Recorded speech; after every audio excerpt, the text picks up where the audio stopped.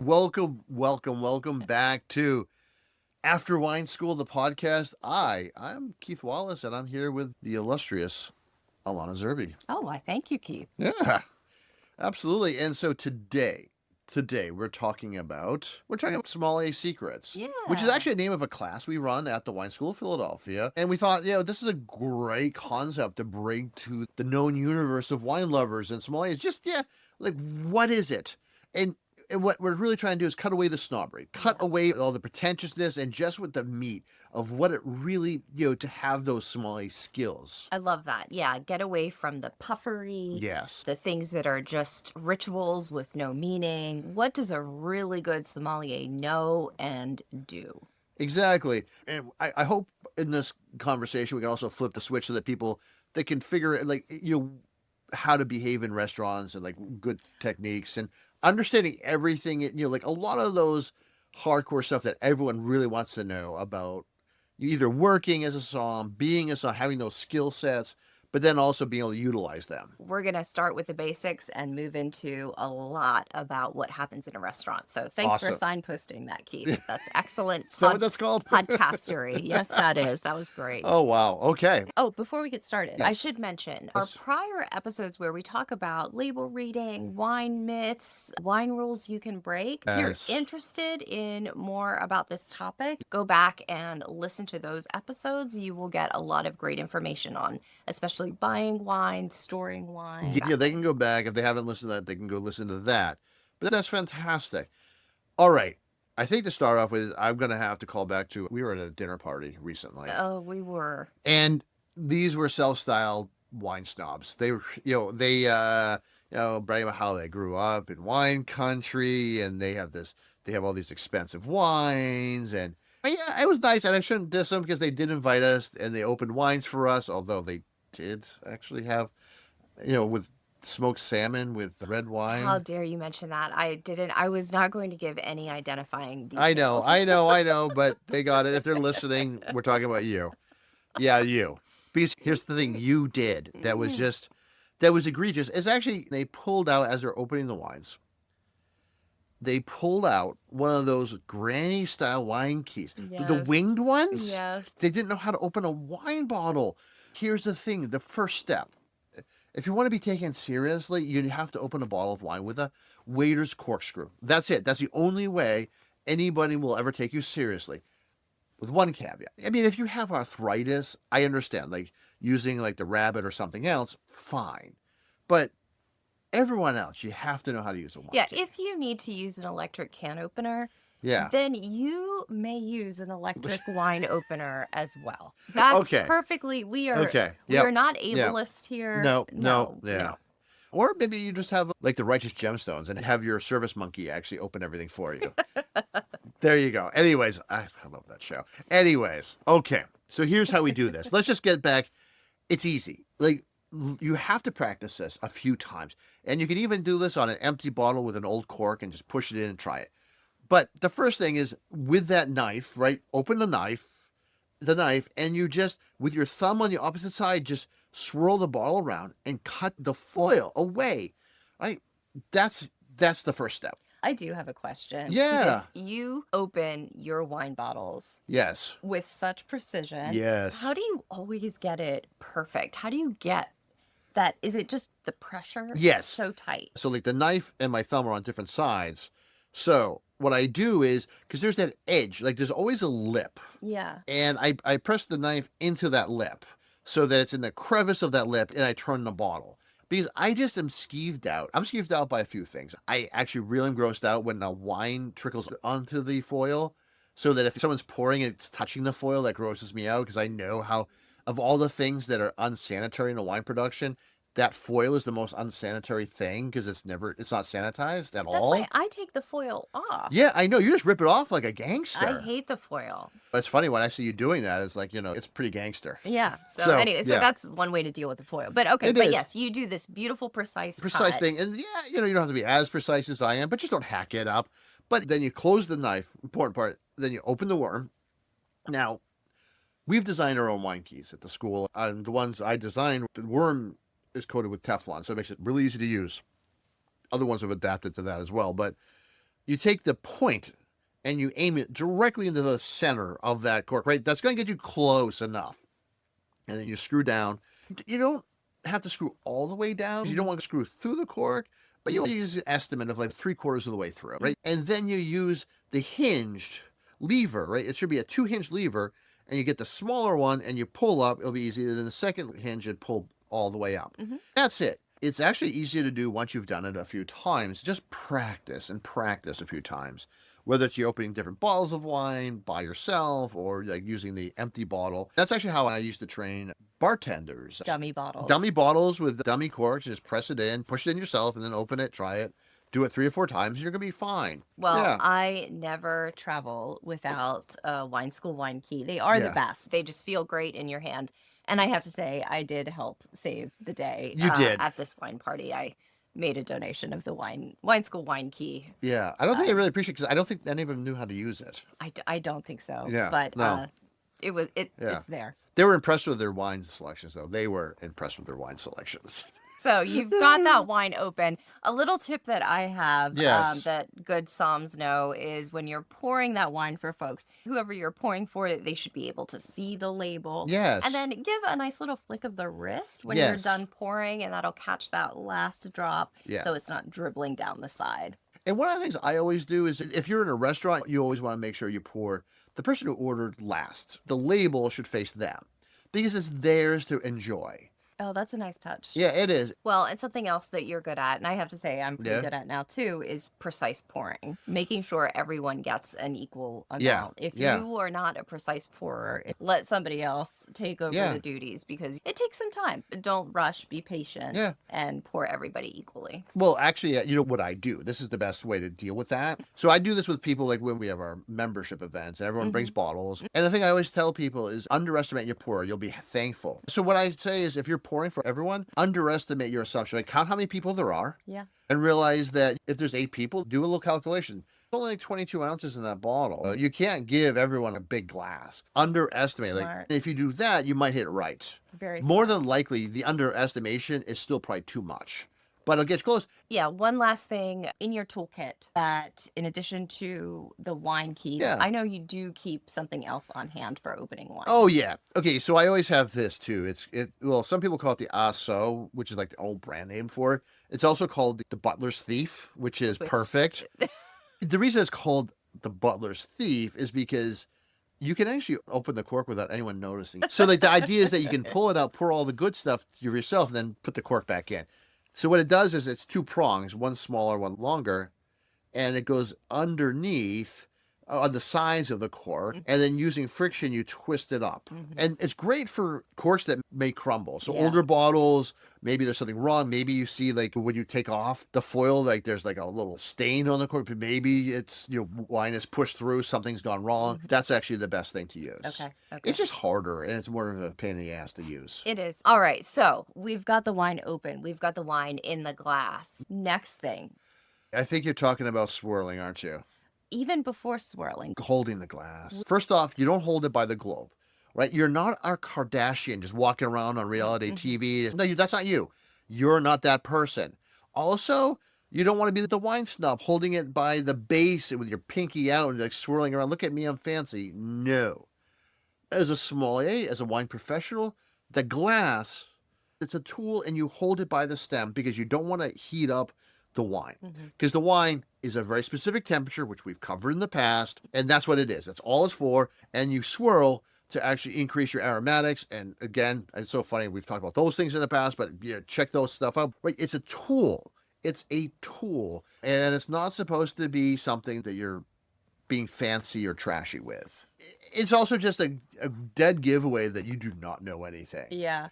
Well, something else I'm seeing a lot of somms do in restaurants now is pour holding the base. Oh, yeah. With their thumb in the punt. And you don't pour wine that way. No, they're just being punts.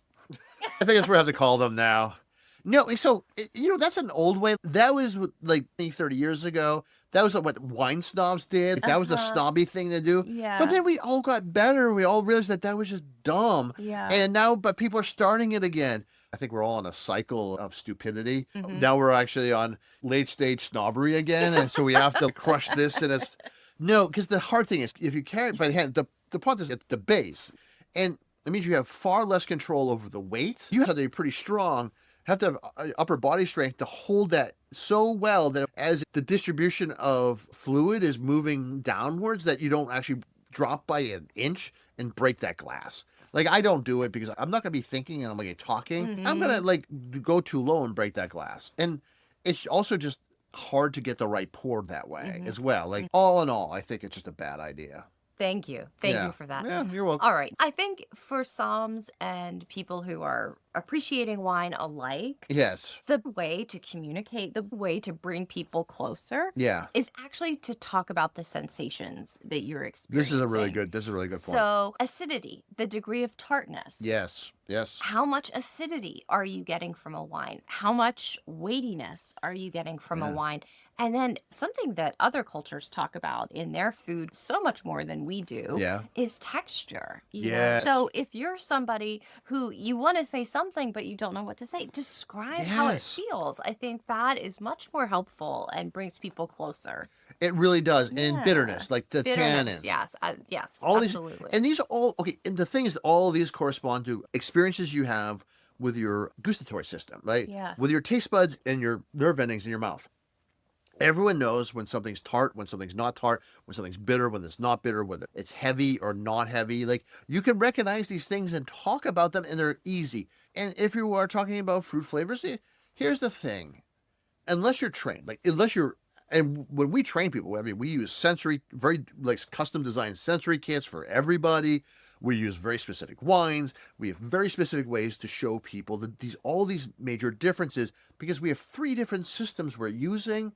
Your gustatory, but olfaction, which is really about 80% of all like words you can use, and sensory information is coming from your olfactory, but also our nerve endings in our mouth. Like we have all these 3 systems at play, and then you have all the layers of like whether it's primary from the fruit, whether it's through winemaking, whether it's age, like there's all these layers of possibility where these flavors are coming from.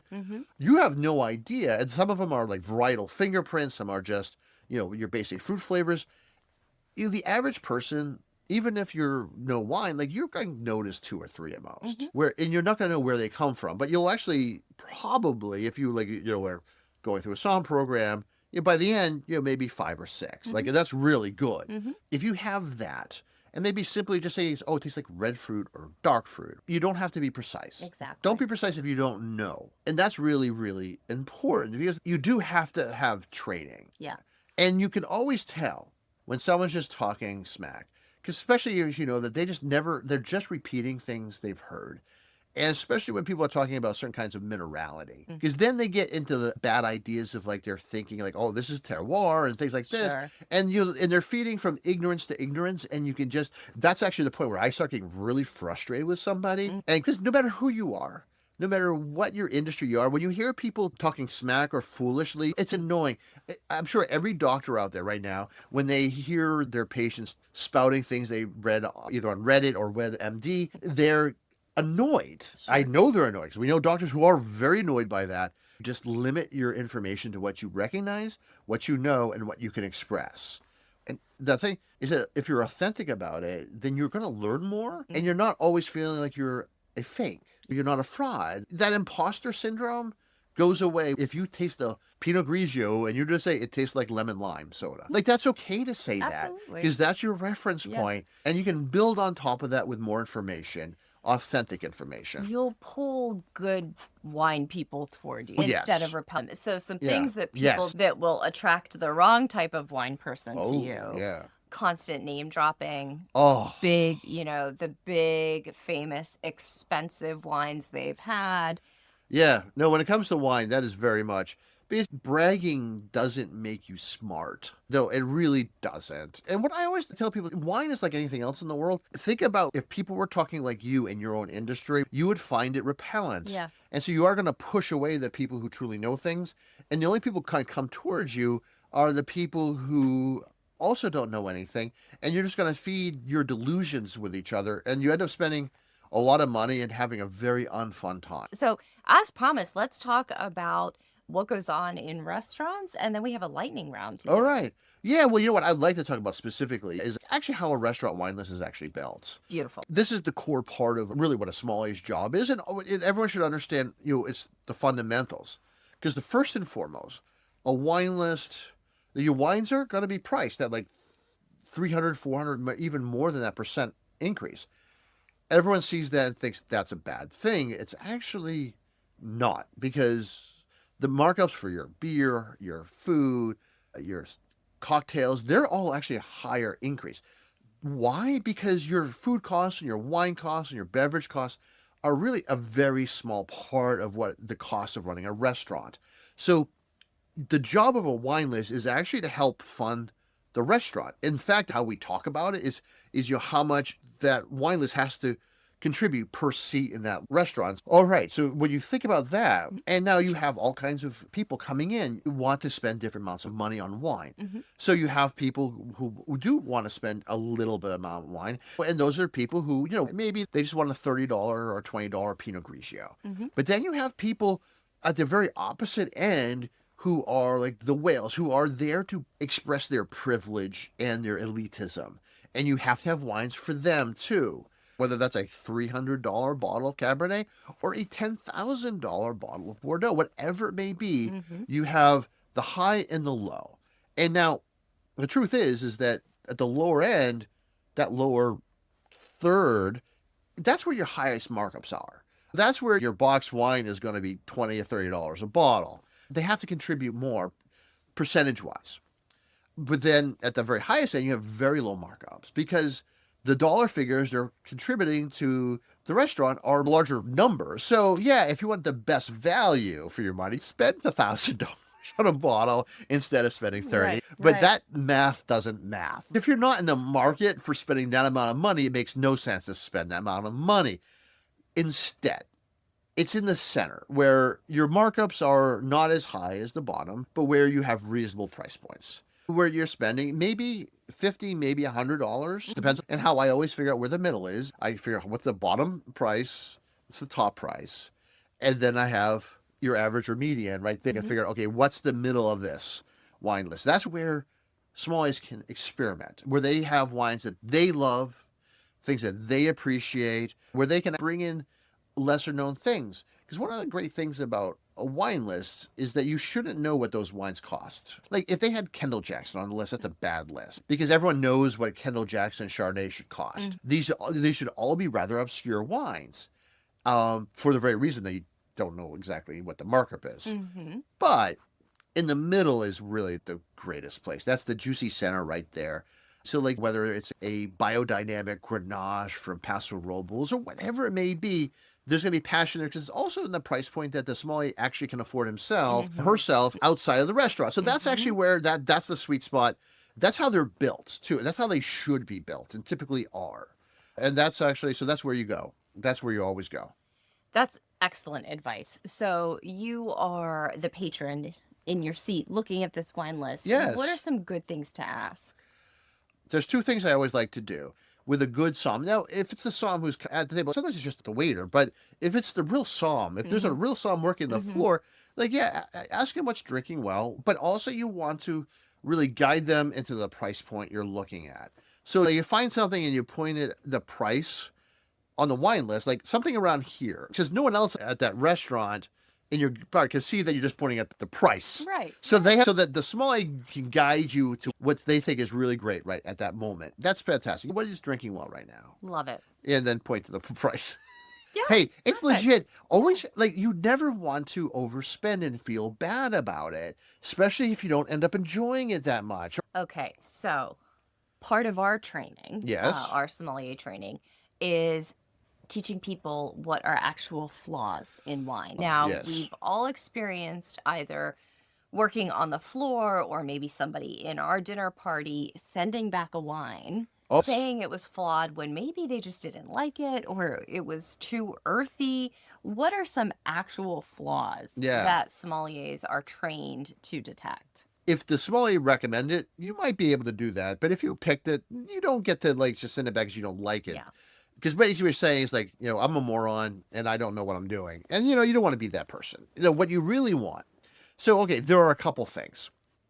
The thing that's historically going to be the most common, and it used to be around 5%. It's less than that now, but it's a corked wine, also known as TCA, aka tetrachloroanisole. This is a compound that naturally occurs when you have a slightly flawed cork where actually it's usually like a pesticide that's embedded within the cork itself, and the wine reacts and you get TCA. What it does is it binds on you with your olfactory system, and you can smell nothing or taste nothing but moldy cork, actually moldy basement or moldy hardboard. Yeah. Like, that smell. And it's musty, and the wine tastes flat and acidic and tart. Whoop, that goes back. Yes. That goes back, no question. Yep. The second most common thing, it's very rare. Is actually if you have the smell of nail polish remover. Oh. Yeah. And so that smell, no, it's going to be like 1 in 10,000 bottles, but it can happen. And you smell that. What is that compound? Acetone. Acetone, thank you. Because what acetone can happen. So it's a unintentional bacterial re-fermentation in the bottle, and and that's a poison. You smell it, you send it back, but you look at who that producer was, and you never buy from them again. Any winery can have faulty corks, and that's not their fault. That's actually their supplier's fault. But any winery that has a acetone infection in their wines should be out of the business. That's just sloppy, dirty winemaking. The only time I really have ever smelled I smelled it once in my entire career in one bottle, and they are out of business, actually. And or home winemakers, you tend to see that, with sloppy winemaking. But I'm going to add a third, something that's actually growingly a problem. And so what is smoke taint? Most smoky notes in wine are fine. They're actually supposed to be there. But it smells like you just started a barbecue and all that white smoke is coming out. If you've ever smelled that, it's like an acrid, bitter, smoky note, kind of like you're chewing on charcoal, which I don't know who's done that, but that taste. I've had this happen in wines from Oregon, from California. Yeah. So far, it's been 3 in the last 3 years. Wow. So that's actually something that now is becoming a problem. Okay. I'm really glad you brought that up. Now, with natural wines, sometimes you can get vinegar, a VA. Yeah, it's a volatile acidity, acetobacter, vinegar note. The problem with that, though, is now sometimes it's intentional. I know it's intentional. But it used to be that was a flaw, and now people who are making natural wines, they're claiming that's what they meant to do. So this is not an exhaustive list, but these are the common ones, and I'm so glad you brought up smoke taint. That is something that, it's very distinctive and unfortunately on the rise. Yeah. Yes. Yeah. Well, Keith, that is excellent. That brings us to our lightning round. Excellent. Where I am going to throw some things at you and ask you whether they are legit or not legit. Okay, yes, absolutely. So first up, number 1 is smelling the cork. Oh, no. Bad. Dumb. Don't. Stop. I've even saw somebody actually put in their mouth. No, there's absolutely no. It's ridiculous. It's ridiculous. The only thing you should ever do with a cork, if they open it, is touch it to make sure that it's a little moist. See if it's stored correctly. That's it. Do not smell the cork. Great. What about a telephone book-sized wine list? Okay. Always a dead giveaway that they're just trying too hard. That's a try too hard.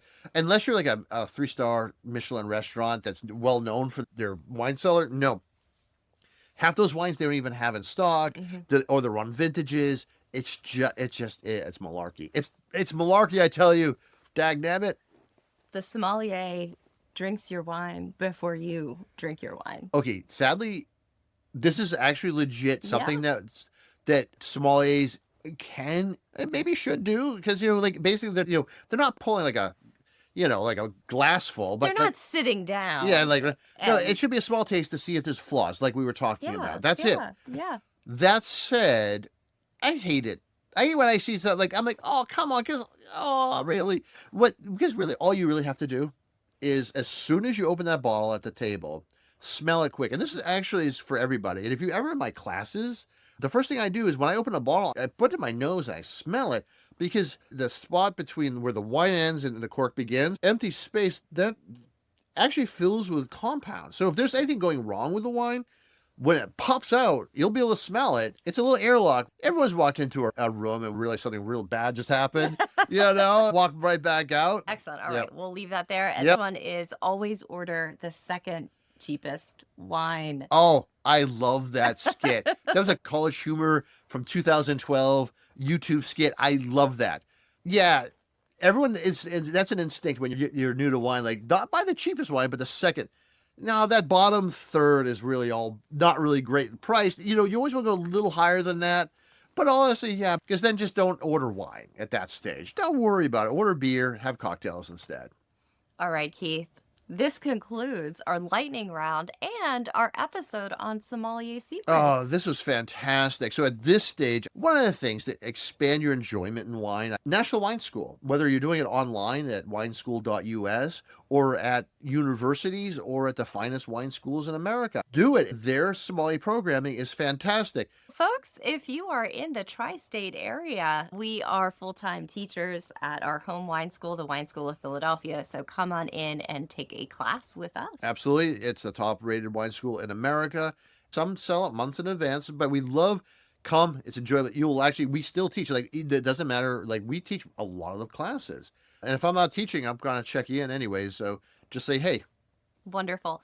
Folks, if you enjoyed this, we enjoyed making this for you. Please rate, review, and subscribe. And until next time, cheers. Cheers, folks.